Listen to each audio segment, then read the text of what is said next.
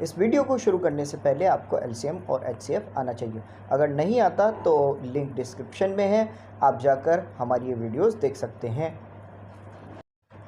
Welcome back to the channel students, फिर से स्वागत है आप सभी का अपने यूट्यूब चैनल NH रहमान में। आज हम करने वाले हैं class 10th NCERT maths chapter number 1 exercise 1.1 के क्वेश्चन नंबर 2 से। लेकिन पहले आपको मैं एक फ़ॉर्मूला बताना चाहूँगा। क्वेश्चन नंबर 2 से पहले आपको ये एक फ़ॉर्मूला बताना चाहूँगा। ये फ़ॉर्मूला बहुत ज़्यादा इम्पॉर्टेंट है। इतना इम्पॉर्टेंट है कि आपको ये क्वेश्चंस ये जब भी आएंगे जब ये फ़ॉर्मूला आपको पता होगा। फॉर एग्ज़ाम्पल यहाँ पर जो है आप देख सकते हो, ये फ़ॉर्मूला आपको अच्छे से याद करना पड़ेगा। तो मतलब एलसीएम अगर किसी दो नंबर्स का हम मल्टीप्लाई करते हैं उन दो नंबर्स के एचसीएफ से, सो हमारा प्रोडक्ट ऑफ टू नंबर्स आ जाएगा। कहने का मेरा मतलब ये है कि अगर मैं एलसीएम लेता हूँ ए और बी का तो वो मेरा सी आ रहा है, और अगर मैं एचसीएफ ले रहा हूँ ए और बी का तो वो डी आ रहा है। तो इनका एलसीएम और एचसीएफ की मल्टीप्लाई अगर मैं करूँगा तो जो इनका एक्चुअल मल्टीप्लिकेशन होगा ए और बी का, ये दोनों इक्वल आएंगे। कुछ समझ में आया अभी भी आपको? अगर नहीं आया तो एक और मैं ट्रिक बताता हूँ। देखो, एलसीएम 9 और 6 का 18 होता है। तो आप देख सकते हो मैंने एलसीएम पूरा किया, एलसीएम मेरा 18 आ रहा है, और एचसीएफ इनका 3 होता है। अब देखिए, इनके एलसीएम और एचसीएफ की मैं मल्टीप्लाई कर देता हूँ 18 इंटू 3। तो प्रोडक्ट ऑफ नंबर्स के ये इक्वल होता है, यानी 9 इंटू 6। तो 18 3 ज़ा भी 54 होता है और 9 6 ज़ा भी 54 होता है। तो ये क्या देख रहे हो आप, दोनों तरफ जो है वो नंबर्स सेम आ रहे हैं। तो इसी तरह से ये जो पूरे की पूरी क्वेश्चंस हैं, इसी तरह से ये होंगे। तो पहला वाला जो क्वेश्चन है उसको देख लीजिए, उस पर नज़र देखते हैं। सो स्टूडेंट्स, हम लोग चलते हैं class 10th NCERT maths exercise 1.1 का क्वेश्चन नंबर 2 की ओर। अब क्वेश्चन क्या है वो देख लेते हैं। क्वेश्चन हमें बोल रहा है, find the LCM and HCF of the following pairs of integers and verify LCM into HCF equals to product of two numbers. तो मैंने जो है अभी आपको ये फॉर्मूला पूरा का पूरा एक्सप्लेन किया है, और साथ में हमें ये क्वेश्चन ये कह रहा है कि हमें कुछ इंटीजर्स नंबर्स गिवन है। तो जैसे फर्स्ट क्वेश्चंस जो देख रहे हो आप, फर्स्ट पार्ट वो है 26 एंड 91। तो इस तरह से कोई कुछ हमें इंटीजर्स गिवन है और हमें इस फॉर्मूले में रखकर हमें उन्हें वेरीफाई करना है। तो हम उसको करेंगे कैसे, अब आप ज़रा ये देखिए। सो हम क्या करते हैं, पहले इनका एलसीएम लेते हैं। तो एलसीएम ऑफ 26 एंड 91 वो क्या आएगा, तो मैं 26 और 91 को दोनों को लिख देता हूँ। अब मैं ये नोट कर रहा हूँ कि 26 और 91 दोनों 13 के टेबल में आते हैं, 13 2 ज़ा और 13 7 ज़ा। अब ये सब देखने के बाद अब मैं आगे कर सकता हूँ कि 2 1 ज़ा 2 और 7 1 ज़ा 7। तो बच्चों, आप लोगों को पता ही होगा 2 और 7 प्राइम नंबर होते हैं, तो मैंने एज इट इज़ ही रख दिया।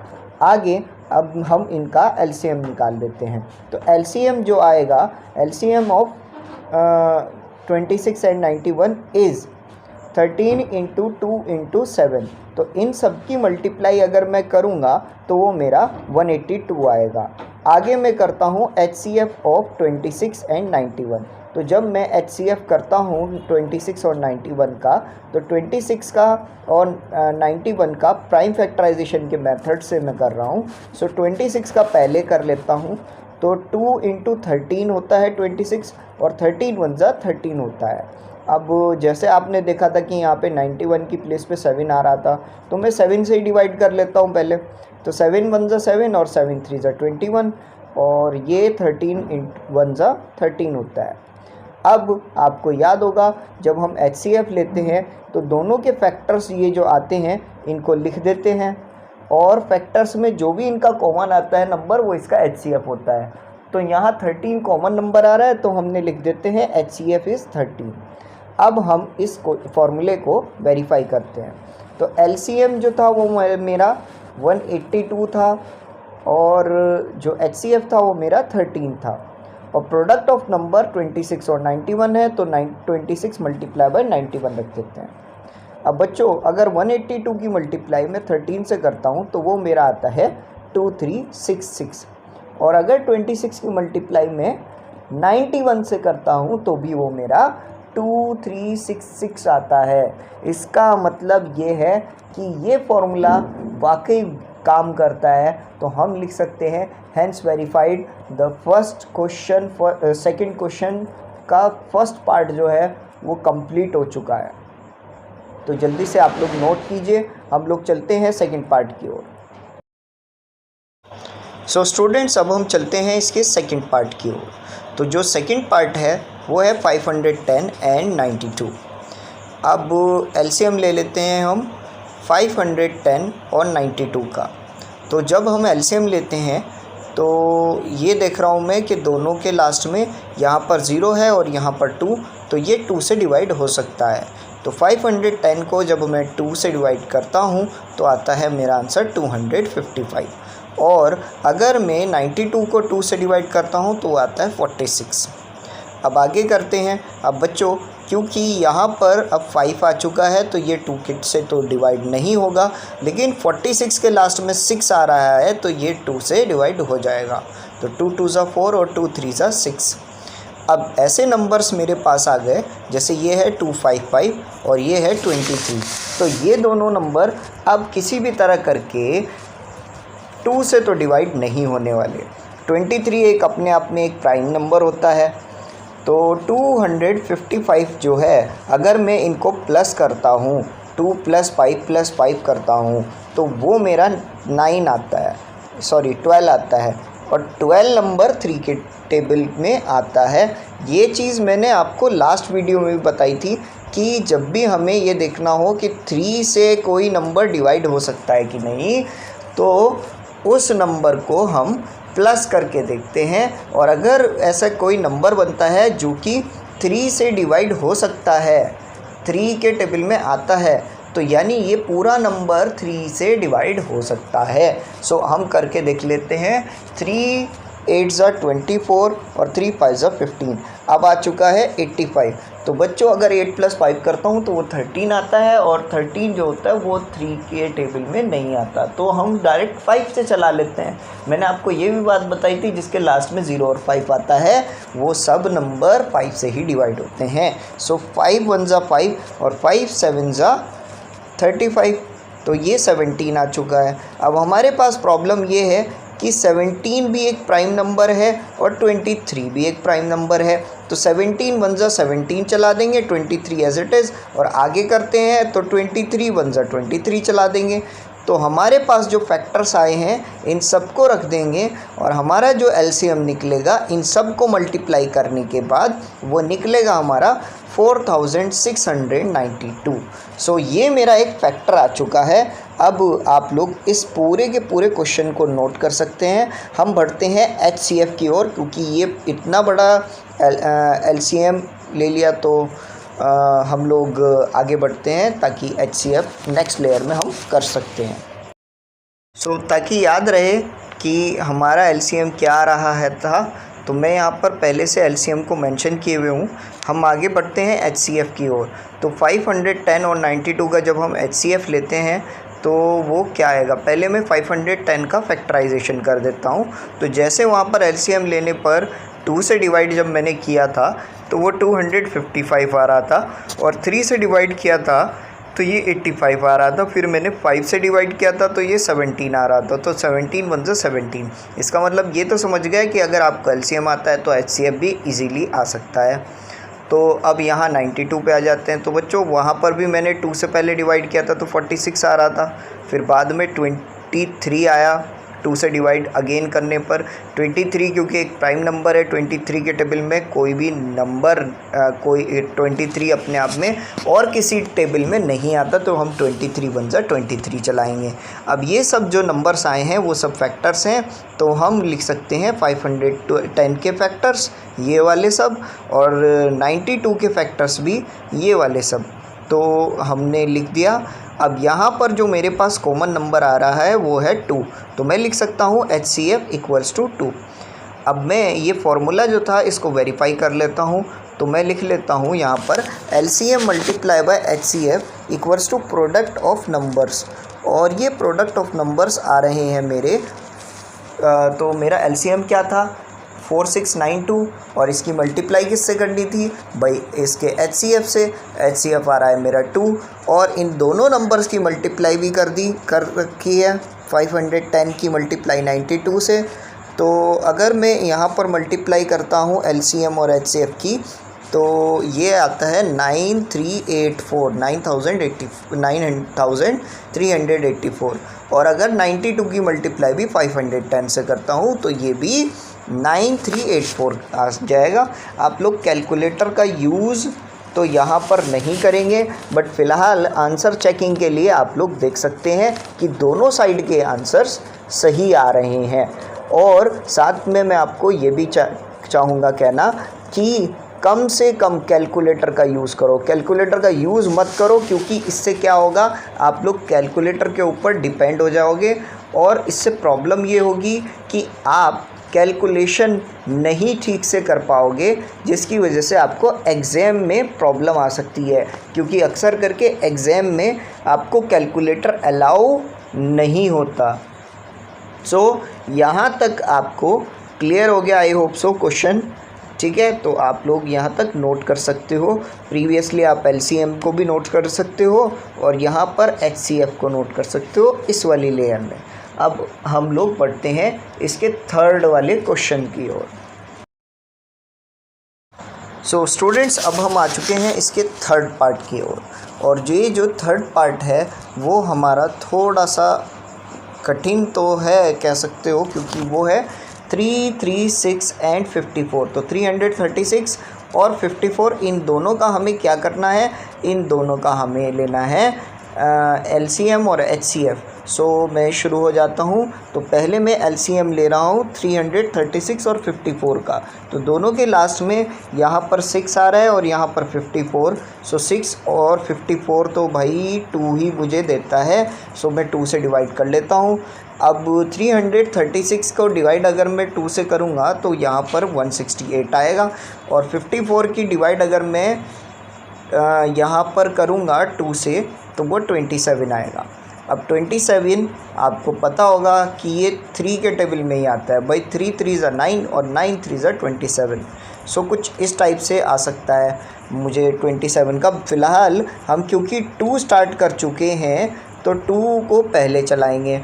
अब 168 जो है वो क्योंकि लास्ट में 8 आ रहा है बच्चों, तो मैं कह सकता हूँ कि ये भी हम 2 से डिवाइड करेंगे। तो 2 8 ज़ा 16 और 2 4 ज़ा 8। आगे चलाते हैं, ये भी 2 से डिवाइड हो जाएगा, तो 2 4 ज़ा 8 और 2 2 ज़ा 4, और ये भी 2 से डिवाइड हो जाएगा, तो 2 2 ज़ा 4 और 2 1 ज़ा 2। तो ये 21 नंबर आ चुका है, और यहाँ पर 27 एज इट इज़ हमने अभी तक रखते आए। अब लेकिन ये तो 21 2 के टेबल में नहीं आता, तो हम किससे डिवाइड करें भला, हम करेंगे इसको डिवाइड 3 से। तो 3 7 ज़ा 21 और 3 9 ज़ा 27। मैंने आपको बता दिया था कि 3 × 9 27 होता है। आगे 3 3 ज़ा भी 9 ही होता है, तो 3 3 ज़ा 9 हमने लिख दिया। और 3 के टेबल में 3 जो होता है वो 1 से आता है, 3 1 ज़ा 3। देन 7 हमने एज इट इज़ ही रखा अभी तक, और 7 क्योंकि अपने आप में एक प्राइम नंबर है, तो 7 1 ज़ा 7 ये आ चुका है। अब हम लोग इनके जो है फैक्टर्स निकाल लेते हैं। तो इतने 2 को अगर आप मल्टीप्लाई करते हो, 2 2 ज़ा 4 और 4 2 ज़ा 8 और 8 2 ज़ा 16 होता है, और इन 3 बार 3 की मल्टीप्लाई करोगे तो वो 27 आ जाएगा। 7 अभी छोड़ दो, तो 16 × 27 × 7 अगर आप रखेंगे, इन सब की मल्टीप्लाई करेंगे तो आपका आंसर आएगा 3024। तो यहाँ तक तो आपका LCM आ चुका है। अब हम चलते हैं HCF की ओर। तो पहले हम 336 का HCF निकालते हैं, तो लास्ट में 6 आ रहा है तो हम 2 से डिवाइड करते हैं, तो ये आ गया 2 1 ज़ा 2, 2 6 ज़ा 12 और 2 8 ज़ा 16। आगे चलते हैं, 2 8 ज़ा 16 2 4 8। तो जिस तरह से यहाँ पर हमने पूरा का पूरा इसको कैलकुलेट किया था, इसी तरीके से हम लोग यहाँ HCF के इस फैक्टर में रख सकते हैं जब हम इसकी प्राइम फैक्टराइजेशन निकाल रहे हों। तो इसी तरह से हमने 168 84 फिर 42 फिर 2 से डिवाइड करने पर 21, फिर इसके बाद 3 से डिवाइड करने पर 3 7 21 और फिर 7 1 7। कुछ फैक्टर्स आपने देख लिए कि सेम टू सेम आए हैं, है ना। तो इस तरह से ये एक तरह से मैचिंग होते हैं। अब इधर आ जाते हैं 54 की तरफ। तो 2 2 4 और 2 7 14। सो 2 आ चुका है। उसके बाद 3 9 27, 3 3 9, 3 1 3। तो ये सब करने के बाद यहाँ तक हमारा ये जो है HCF भी आ चुका है। अब मैं लिख सकता हूँ कि अगर मैं 336 के फैक्टर्स लिख देता हूँ और 54 के भी फैक्टर्स लिख देता हूँ, तो यहाँ पर मेरे पास कॉमन नंबर आ रहा है 2 और 3। तो ये 2 और 3 इन दोनों की मल्टीप्लाई करता हूँ तो ये मेरा 6 आ जाएगा। अब मैं ये देख रहा हूँ कि एक तो मेरे पास ये LCM आ रहा था और इन दोनों नंबर्स का अगर मैं फैक्टर्स, इन दोनों नंबर्स का प्रोडक्ट एक तरफ रख देता हूँ, वही फॉर्मूला हम लगा रहे हैं LCM into HCF equals to product of two numbers. तो आगे करते हैं। सो अगर मैं 3024 की मल्टीप्लाई मैं 6 से करता हूँ तो मेरा आंसर क्या आएगा? तो मेरा आंसर आएगा 18144। और अगर मैं इन दोनों की भी मल्टीप्लाई करता हूँ प्रोडक्ट ऑफ नंबर्स की, वो भी मेरा 18144 आ रहा है। इसका मतलब यहाँ तक का जो मेरा ये पूरा का पूरा वेरिफिकेशन था इस फॉर्मूले का, वो मैंने बिल्कुल ठीक किया है और दोनों तरफ के मेरे आंसर 18144 आ रहे हैं। तो मेरा LCM भी सही हो गया और HCF भी। अब आप लोग इसको आराम से अपनी अपनी नोटबुक्स में नोट कर सकते हैं। तो जल्दी जल्दी से नोट कीजिए स्टूडेंट्स। हम लोग बढ़ते हैं इसके नेक्स्ट पार्ट पे, नेक्स्ट क्वेश्चन के नेक्स्ट पार्ट पे। जल्दी कीजिए।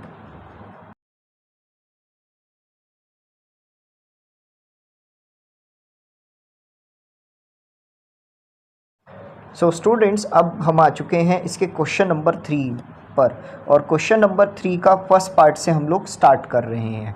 अब क्वेश्चन नंबर 3 का फर्स्ट पार्ट हमें क्या बोल रहा है, तो थोड़ा सा हम लोग पहले इसके ऊपर तवज्जो दे देते हैं। क्वेश्चन नंबर 3 कह रहा है हमें find the LCM and HCF of the following integers by applying prime factorisation method. अब क्वेश्चन हमें ये कह रहा है कि LCM और HCF फाइंड आउट कीजिए प्राइम फैक्टराइजेशन मेथड से। अब आप लोग सोच रहे होंगे कि सर LCM और HCF हमें निकालना तो है, लेकिन कैसे निकालना है प्राइम फैक्टराइजेशन मेथड से, है ना। बार बार माइंड में ये घूम रहा होगा। तो मैं आपको बताना चाहूँगा कि जो LCM और HCF है हमने प्रीवियस वीडियो में भी आपको बताया है, ठीक है। जो मेरी जो वीडियोस बनाई हैं ये, तो उसमें भी मैंने आपको बताया कि LCM जो है वो भी 2 मेथड से निकल सकता है और HCF भी। LCM में निकल सकता है प्राइम फैक्टराइजेशन मेथड और सिंपल मेथड से, वहीं HCF भी प्राइम फैक्टराइजेशन मेथड और डिवीज़न मेथड के थ्रू निकल सकता है। अरे कहाँ गया, ये लिखो जल्दी से एडिट में। हाँ, डिवीज़न और प्राइम फैक्टराइजेशन मेथड से निकल सकता है। अब जो हमारा जो फर्स्ट पार्ट है क्वेश्चन का, ज़रा उसको देख लेते हैं। अब देखो आप लोग सोच रहे होंगे सर आपने सिंपल मेथड तो बता दिया जो हमने प्रीवियसली वीडियो में किया, लेकिन आप लोग सोच रहे होंगे प्राइम फैक्टराइजेशन मेथड से कैसे निकलेगा LCM। तो कोई बात नहीं, अभी बता देते हैं। अब देखो फर्स्ट पार्ट है हमारा 12, 15 एंड 21। मैं क्या करता हूँ, इनका प्राइम फैक्टराइजेशन ले लेता हूँ। तो 12 का प्राइम फैक्टराइजेशन लेना इजी है, 2 6 12, 2 3 6 और 3 1 3। ऐसे ही 15 का प्राइम फैक्टराइजेशन लेना भी बड़ा ही इजी है। तो मैं ले लेता हूँ 3 5 15 और 5 1 5। उसके बाद 21 की बात करते हैं। तो 21 का भी प्राइम फैक्टराइजेशन लेना बड़ा ही इजी है, कोई कठिन बात नहीं है। तो 3 7 21 और 7 1 7।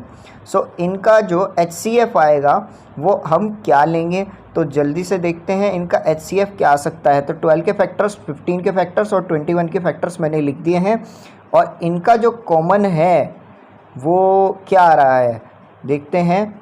तो इनका जो कॉमन है वो आ रहा है 3। सो इसका जो HCF होगा वो मैं लिख दूंगा 3 आ रहा है। अब आप लोग सोच रहे होंगे कि सर इसका हम लोग एलसीएम कैसे लेंगे। सबसे पहले तो बच्चों एलसीएम लेना कोई मुश्किल नहीं है, वो भी प्राइम फैक्टराइजेशन मेथड से। इन तीनों के मैंने फैक्टर्स लिख दिए हैं। सो मैं सबसे पहले इनका कॉमन नंबर देख लेता हूँ। तो जो मेरे पास कॉमन नंबर आ रहा है वो तीनों में कौन सा नंबर आ रहा है कॉमन, वो है 3। तो मैं लिख देता हूँ कि एलसीएम इक्वल्स टू 3।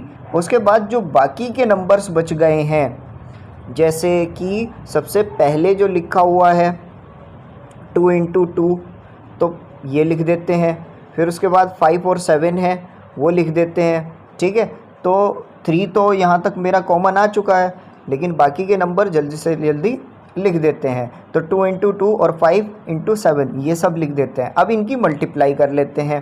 देखो 2 इंटू 2 ये रहा, 5 इंटू 7 ये रहा। ठीक है, तो बाकी के नंबर्स हम लोग लिख देते हैं। वहाँ क्या होता है कि कॉमन नंबर हम शो करते हैं, बट यहाँ क्या करते हैं हम, एक बार कॉमन लिया फिर बाकी के जो नंबर बच गए उनको भी हम शामिल करते हैं। तो अगर मैं इन सब की मल्टीप्लाई करूँगा तो 60 आएगा, और 60 की मल्टीप्लाई 7 से करेंगे तो वो 420 आएगा।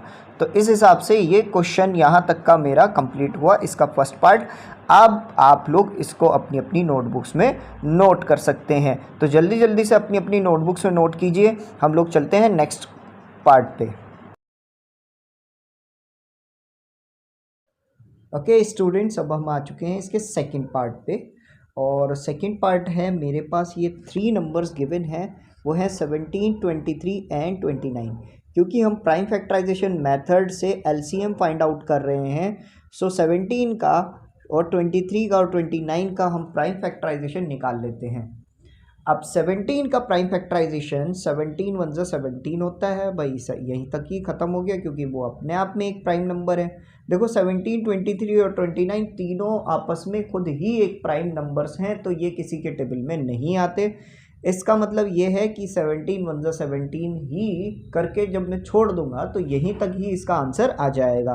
अब आ जाता हूँ मैं नेक्स्ट वाले में, वो भी 23 वन ज़ा 23, क्योंकि 23 इंटू 1 23 आता है, और 23 किसी और नंबर के टेबल में नहीं आता। सो मैं आगे आ जाता हूँ 29 में। तो 29 वन ज़ा 29 ये भी यहीं तक ही ख़त्म हो चुका है। अब हम लोग HCF ले लेते हैं इन तीनों का। अब देखो यहाँ पे कोई कॉमन नंबर नहीं आ रहा है, तो मैं अगर इधर 1 वन ज़ा 1 और यहाँ पर भी 1 वन ज़ा 1 और 1 वन ज़ा 1 चला दूंगा तो शायद यहाँ पर कोई डिफरेंट नहीं आएगा। इस डिफरेंट ना आने की वजह से हम लोग कॉमन ले सकते हैं 1 को। तो यहाँ पर HCF आ चुका है 1। अब आ जाते हैं LCM में। तो देखो सबसे पहले तो कॉमन क्या था इन तीनों में, 1 था। अब ये 17, 23 और 29 इन तीनों को लिख देते हैं हम मल्टीप्लिकेशन में। तो मल्टीप्लिकेशन में जब मैंने लिख दिया तो कुछ ऐसे आया। अब इन तीनों की मल्टीप्लाई अगर आप करते हो तो वो आपका आंसर आता है 11339। सो यहाँ तक का आपका ये रियल नंबर का यहाँ तक का जो क्वेश्चन है ये सब कंप्लीट हुआ। अब आप लोग अपनी अपनी नोटबुक्स में इसको नोट कर सकते हो। जल्दी जल्दी से नोट कर लीजिए अपनी अपनी नोटबुक्स में। हम बढ़ते हैं नेक्स्ट क्वेश्चन पर।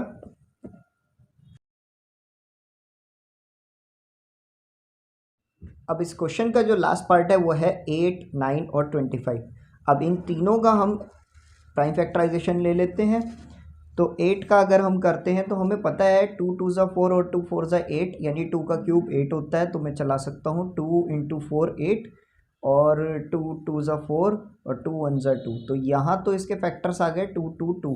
अब आ जाते हैं 9 की ओर। तो 9 के फैक्टर्स क्या आ जाएंगे, तो 3 3 ज़ा 9 होता है बच्चों। तो मुझे पता है कि 3 को 2 बार मल्टीप्लाई करने पर 9 आता है। तो 3 3 ज़ा 9 और 3 इंटू 1 3 आता है। तो ये भी मैंने छोड़ दिया। उसके बाद 25 आ गया। अब 25 की मल्टीप्लाई करेंगे 25 5 इंटू 5 25 होता है, 5 1 ज़ा 5 आ जाता है।